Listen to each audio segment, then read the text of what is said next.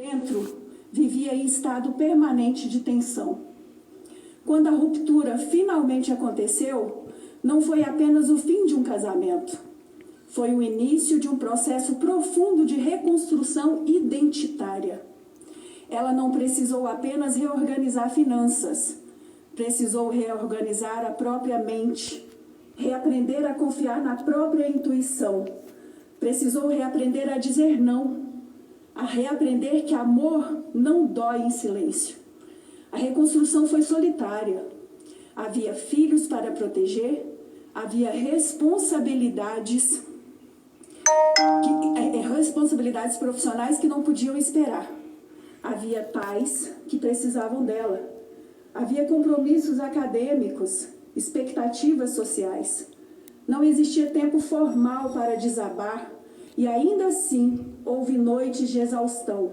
Houve crises de ansiedade, medo de repetir padrões. Houve culpa por dividir energia entre maternidade e recomeço afetivo. A sobrecarga não era apenas prática, era mental, emocional e espiritual. Ela precisou assumir integralmente a estrutura da família enquanto ainda processava o trauma do que viveu. Precisou ser porto seguro para os filhos enquanto reconstruía o próprio chão.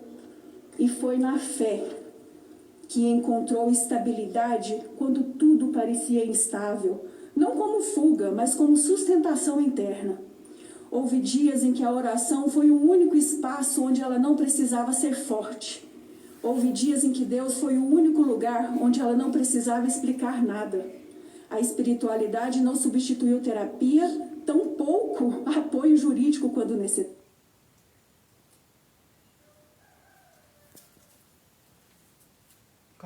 Quando o corpo queria parar. Com o tempo, ela deixou de buscar intensidade e passou a buscar paz. Deixou de confundir emoção com amor. Aprendeu que estabilidade é maturidade, que parceria verdadeira não disputa poder, que homem que ama não diminui. Hoje, quando olha para trás, não vê apenas dor, vê crescimento, uma mulher que sobreviveu, protegeu os filhos e sustentou a casa. Manteve a carreira, continuou estudando e nunca perdeu a fé. Mas também reconhece algo essencial. Força constante não é sinônimo de saúde. Dar conta de tudo não pode ser uma exigência permanente. Ela aprendeu que não é egoísmo descansar. Aprendeu que pedir desculpa não é fraqueza. Que exigir respeito não é arrogância. E, acima de tudo, aprendeu que não nasceu para sustentar o mundo sozinha. A mulher que reconstrói após uma relação abusiva carrega cicatrizes invisíveis, mas também carrega lucidez, discernimento e maturidade emocional. Ela não quer intensidade vazia, ela quer estabilidade, parceria real. No fundo, nós queremos paz. E talvez a pergunta mais importante não seja como ela dá conta de tudo, mas quem está cuidando dela? Porque mulheres que sustentam mundos também precisam ser cuidadas. E reconhecer isso não é fragilidade, é consciência. E depois de tudo isso, talvez o mais importante não seja apenas a história que eu vivenciei, mas o que ela revela. Porque essa não é uma história isolada. Essa é a história de muitas mulheres que continuam funcionando enquanto estão por dentro se desfazendo em silêncio. Mulheres que não sangram por fora, mas que foram profundamente feridas por dentro, assim como eu fui. E é por isso que falar sobre isso importa. Nomear importa. Reconhecer importa. Porque violência psicológica também é violência.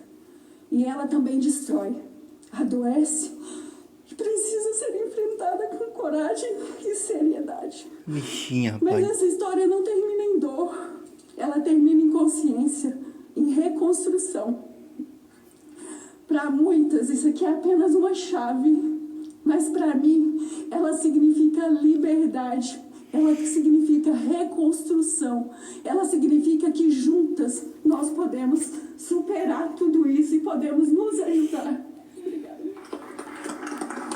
Nós agradecemos muito a senhora Mia Costa e também a Luciana, especialista em inteligência emocional, gestora pública, e uma das elas foi que pensaram o PL 1025-2026, que eu apresentei e digo, baseado no PAC, que institui a Política Nacional. Olá, meus amores, estou aqui assistindo, né?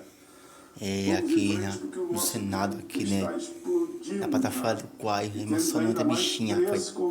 Deixa aqui nos comentários, comente. Que estão pacientemente esperando até o momento aqui no plenário. Passo a palavra à senhora Estela Maria Vaz Valadares Cheversky, coordenadora do Comitê Permanente pela Promoção da Igualdade de Gênero e Raça do Senado Federal. Obrigada, senador. Boa tarde a todas e todos. Senhor presidente, senador Paulo Paim, senhora ministra Márcia Lopes, a todas as pessoas presentes também.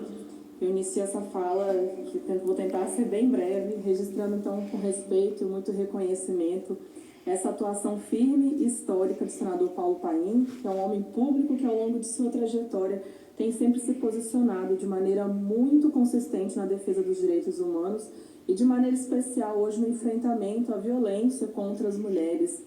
A sua postura reafirma esse compromisso com a equidade de gênero, não é apenas uma pauta exclusiva das mulheres, mas uma responsabilidade coletiva que exige de fato coragem, escuta e ação de todas as pessoas que ocupam espaços de poder, especialmente abrindo também, garantindo que esses espaços de poder sejam ocupados por mulheres negras, como temos visto hoje. Então, falar sobre o feminicídio, ele exige, além da nossa consternação, um compromisso com a verdade, com os dados, e esses dados têm nos revelado que a violência letal contra as mulheres não atinge a todas de mesma forma.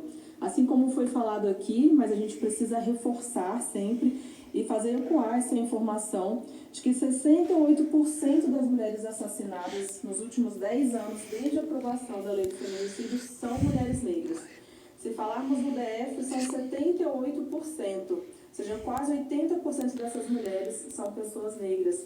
E essa população negra, que é a mais exposta à violência, às violações, ainda enfrenta as maiores dificuldades para ser reconhecida pelo Estado como uma vítima e para acessar a proteção. Isso segundo o estudo das pesquisadoras Ana Flauzina e Fernando Freitas.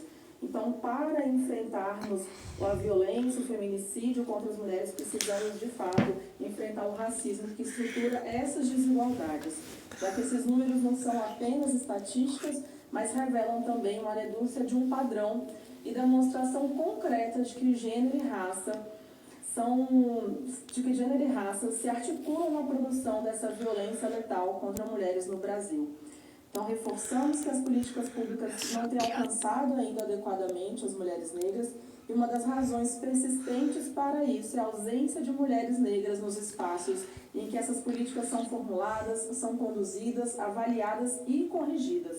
Quando as mulheres negras e mulheres em sua diversidade não ocupam os espaços de decisão, o Estado perde sua capacidade de compreender as experiências concretas de quem vive violência na sua forma mais brutal e complexa.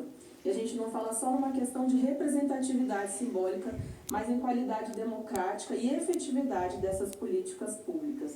Então, a ausência de dados desagregados, a perspectiva excepcional invisibiliza essas desigualdades e dificulta a formulação de políticas específicas baseadas em evidências que enfrentam o racismo patriarcal e incorporem efetivamente a interseccionalidade.